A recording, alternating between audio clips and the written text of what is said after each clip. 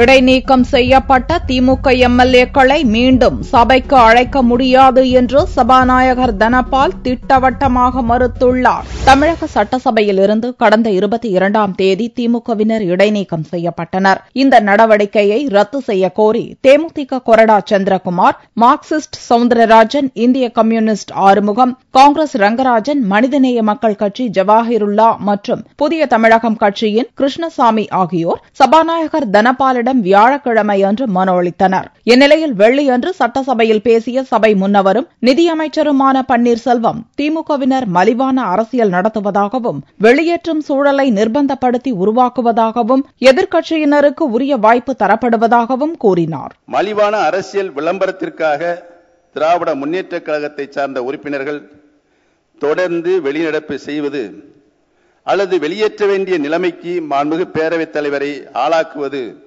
போன்ற செயல்களில் ஈடுபட்டு வந்தது அரசியல் காரணங்களை மட்டுமே கருதி சட்டமன்ற உறுப்பினர்கள் என்ற முறையில் தங்களுக்குள்ள பொறுப்புகளை தட்டி கழிப்பதே ஆகும்.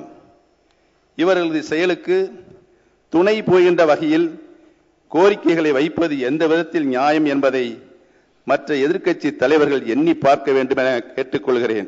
இதைத் தொடர்ந்து பேசிய சபாநாயகர் தனபால் தன்னை நோக்கி கை நீட்டி கண்ணிய குறைவாக திமுக எம்எல்ஏக்கள் பேசுவதாக தெரிவித்தார். திமுக துணைத் தலைவர் துரைமுருகனின் பேச்சையே அக்கட்சி எம்எல்ஏக்கள் கேட்பதில்லை என்றும் குற்றம் சாட்டினார். தான் சட்டசபை விதிகளின்படியே நடவடிக்கை எடுத்துள்ளதாகவும் சபாநாயகர் தனபால் விளக்கம் தந்தார். திமுக சட்டமன்ற குழு தலைவர், துணைத் தலைவர் அமரச் சொல்லியும் அதற்கும் அவருடைய கட்சி உறுப்பினர் கட்டுப்படாமல் இருக்கையில் அமராமல் திட்டமிட்டு இந்த அவையிலே குழப்பத்தை ஏற்படுத்த வேண்டும் என்ற எண்ணத்தோடு செயல்பட்ட காரணத்தினால் நான் அன்றைக்கு வெளியேற்ற வேண்டிய சூழ்நிலைக்கு ஆளாக்கப்பட்டேன். நீங்கள் வகுத்து கொடுத்த இந்த விதிகளின் பிடித்தான் நான் நடந்து கொள்ள வேண்டும் அல்லவா?